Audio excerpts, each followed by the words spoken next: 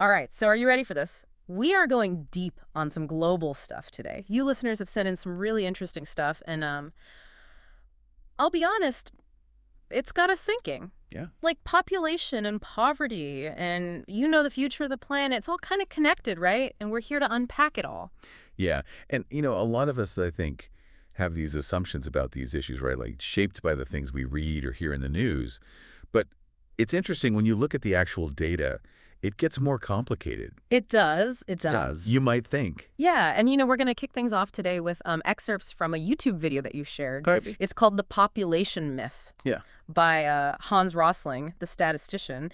And this video makes some pretty bold claims, arguing that this fear of a population explosion is basically a myth. What really struck me is just how he kind of takes on this population bomb idea right away. Like he just comes out with this statistic that the average global fertility rate has dropped from 5 children per woman Wow. in 1963 down to 2.5 today. 2.5. That's a huge drop. It is. So what's causing that? Well, one of the big things, according to Rosling, is that child survival rates have gone up.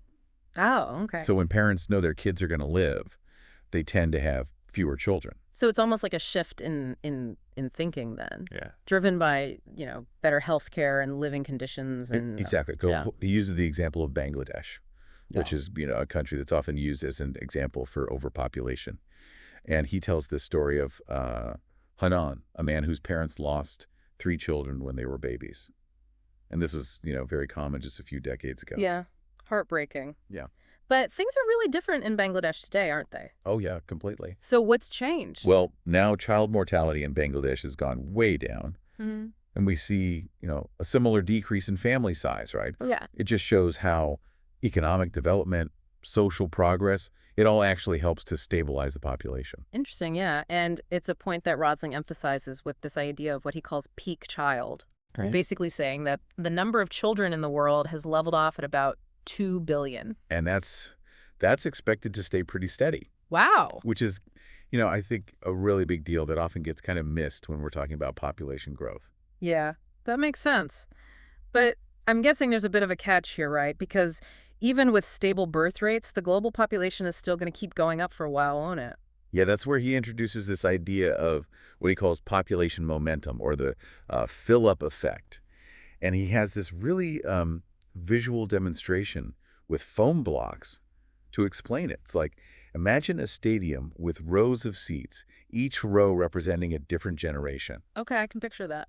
So even if you stop people moving from one row to the next, the birth rate stays stable. That wave of people already in the stadium will keep moving through the rows as they get older. Oh, I see. So it's like a wave that keeps rolling even after the source of the wave has stopped. It's such a good analogy, and it really helps you get it. It means we won't see a sudden drop in global population, even though birth rates are going down. It takes time, for the demographics to adjust. Okay, so a stable population might sound good when we think about this whole population bomb thing, but it's not the whole story, right? The real question is, how are resources and wealth distributed among all these people? Right, and that's where Rosling's J-stick visualization comes in. It's a really simple but powerful way of showing global income distribution. And it shows some pretty big inequalities. Okay, so break down this J-stick for me. How does it actually work? So imagine a vertical line representing income levels, right? Okay. The poorest billion people are down at the bottom, earning like $1 a day, and the richest billion are at the top, earning over $100 a day. So the J-stick shows how many people are at each level. And I'm guessing it's not a very even distribution. No, definitely not. Most of the world's population is kind of bunched up towards the bottom of the J, and then there's this tiny bit at the very top. So it's a really powerful visual to show just how big the economic differences are around the world. Yeah, it really highlights that gap between the haves and have-nots. And Rosalind makes it even more real by talking about his own experience working as a doctor in Mozambique. Yeah, and he describes, just the lack of resources, the constant struggle to provide basic health care, Right.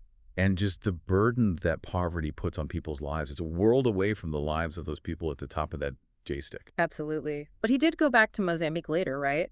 Did he see any changes? He did, and it's interesting because he saw some real improvements. Yeah. There was more economic activity, better health care, and a sense that things were getting better despite the challenges. That's encouraging. It shows that even with extreme poverty, positive change can happen. And it reminds me of the story about Olivia and Andre, that farming family in rural Mozambique that he talks about. Oh yeah, they saved for 2 years to buy a bicycle, Wow. which sounds simple, but it's a huge step forward for them. Yeah, it's about more than just getting around, right? Oh yeah, it gives them access to things Yeah. like markets and healthcare, even education. Mhm. So this simple tool becomes a way for them to make progress, a symbol of how much they want to build a better life for their family. It really shows how even small steps up that J-stick can make a huge difference for people in poverty. Exactly. And, speaking of access and opportunity, let's talk about education for a minute. Rosling actually says that global literacy rates are much higher than a lot of people think, like around 80%. 80%, wow, that's higher than I would have thought. Me too. It seems like our idea of what the developing world is like is often pretty inaccurate. Definitely. Hmm. And Rosling actually did a survey in Britain, and he found that even highly educated people there way underestimated global literacy rates. Yeah. It just goes to show how disconnected we can be from reality. And I think this is a recurring theme we're seeing, right? The importance of challenging our assumptions and actually looking at the data. Absolutely. And remember, Olivia and Andre, our bicycle entrepreneurs, they weren't content with just improving their material lives. They also wanted to learn, so they're using their newfound mobility to go to literacy classes. Wow, that's great. Yeah, so they're using that bicycle to access knowledge and further their education. It's a testament to how much they believe in a brighter future, Yeah, for sure. It really emphasizes the power of education, right? Especially for girls. It's transformative, really. When you empower individuals with knowledge, you empower societies to advance. That's a good point.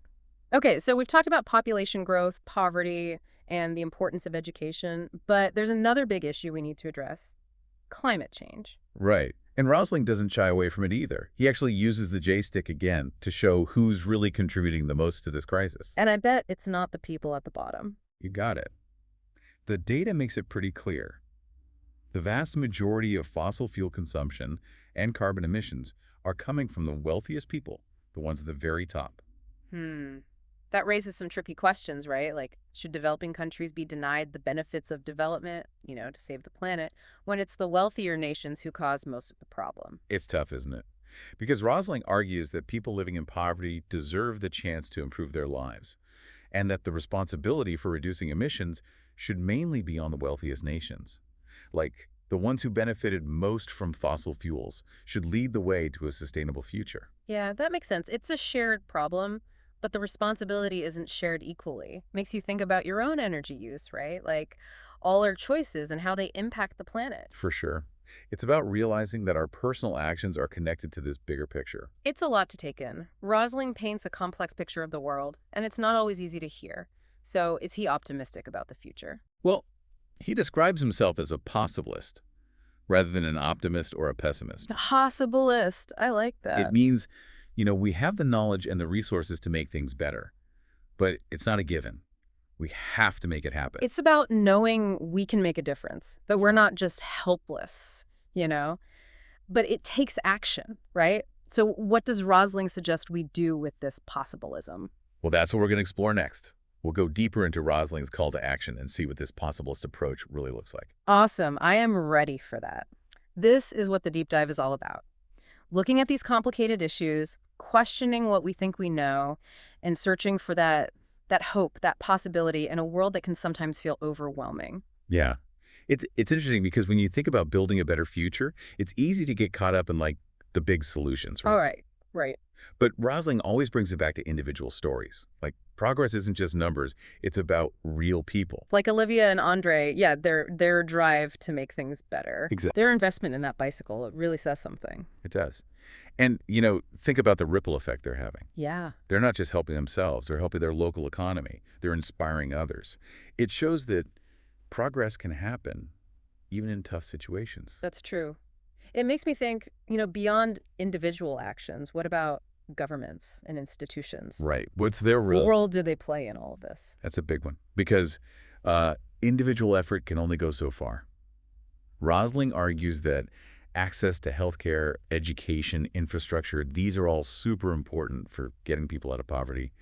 and for creating a more sustainable future, you know? It's about making sure everyone has a chance to thrive, Yeah. not just survive. So it's like a two-pronged approach, right? Yeah. Empowering individuals, but also fixing the systems that cause inequality. Exactly, it's both. And this takes us back to Rosling's big idea of possibilism. It's not about ignoring the problems. It's about believing that we can actually solve them together. Yeah, I like that. This whole idea of possibilism, but how do we put it into action? How do we go from thinking about it to actually making progress? Well, Rosling says data and understanding are key. He wants us to look beyond the headlines, dig into the numbers, and really question what we think we know about the world. So be informed, right? So we can have meaningful conversations and advocate for change. Exactly. And it's also about realizing how all these global issues are connected. You can't fix poverty without thinking about education and healthcare. You can't deal with climate change without considering economic development and social justice. It's all intertwined. It's complicated, so it's not about finding that one perfect solution. It's about understanding that things are complex and that progress takes a multifaceted approach. And being willing to challenge the way things are, you know. Rosling wants us to question everything, to be critical of the information we get, and to always look for new perspectives. Be curious, right? That's what drives the deep dive. So what do you think? What's the most important thing you take away from Rosling's work? For me, it's the reminder that we're not just watching this happen. We're part of it. Every choice we make, everything we do, it all has an impact. That's powerful. It gives you a sense of responsibility, but also hope, you know? Absolutely. Hope that's based on understanding the challenges, but also believing in our ability to overcome them. This deep dive has really been a journey for me. My assumptions have been challenged, my perspectives have broadened, and I just want to keep learning more. Yeah, me too. And that's the great thing about this, right? Yeah. The more we learn, the more we realize there's so much more to learn. It's like peeling back the layers of an onion, isn't it? Each layer reveals new complexities and possibilities. It's a great analogy. And just like an onion, it might make you cry a little, but the journey is so worth it. I love that analogy. It really captures what the deep dive is all about. We're not afraid to look at the messy, complicated parts of the world. And we're always searching for those hidden truths. It's about being okay with feeling uncomfortable, with asking tough questions, and challenging ourselves. So where do we go from here? Rosling's video is a great starting point, but it's just the beginning, right? There's so much more to explore. We could dive deeper into solutions for climate change, or look at how technology is impacting development around the world. Yeah, or different ways to tackle poverty. Exactly. The possibilities are endless. But before we go too far, I think it's important to bring it back to the listener. You know, we've been talking about big global trends, but what does it all mean for you personally? Right. How does this change your perspective? What resonates with you? What questions does it raise for you? I mean, take some time to think about it. Connect the global to the personal. Yeah. And think about how you can be part of this conversation, this effort to build a better future. Because at the end of the day, progress starts with each of us. You know, it really struck me about Rosling, like his ability to make these big global issues feel personal. Like he doesn't just throw stats at you. He tells stories. You know, he brings in the human element.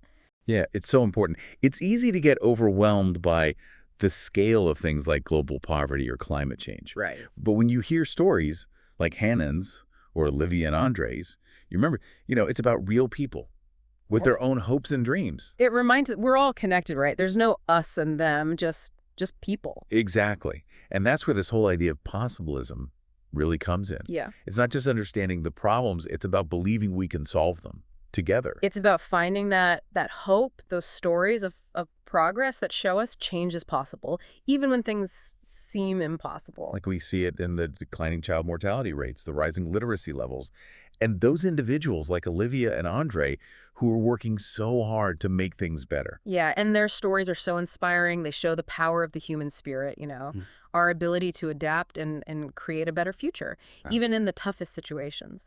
And I think it challenges all of us. Like, if Olivia and Andre can save for 2 years to buy a bicycle and then use it to get an education and improve their lives, what can we do? That's a good question. It's about recognizing, you know, that we can make a difference.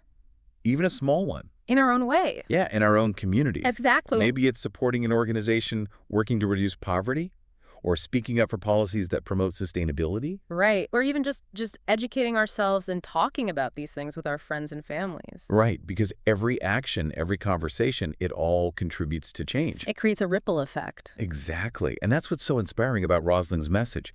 It's not about doing some grand thing. It's about each of us doing what we can right where we are. With what we have. Exactly. It's about embracing that sense of possibility, that shared responsibility, that hope that drives our deep dives and hopefully inspires you, the listener, to keep learning and engaging with these important issues. Yeah. Because in the end, we create the future together. Well said. We've covered a lot today, but this conversation doesn't end here. We encourage you to keep digging deeper, questioning what you think you know, and finding new perspectives. And most importantly, don't lose that spark of possibility, that belief that together we can make the world a better place. Thanks for joining us on this deep dive. Until next time, keep exploring, keep questioning, and keep believing in the power of possibility.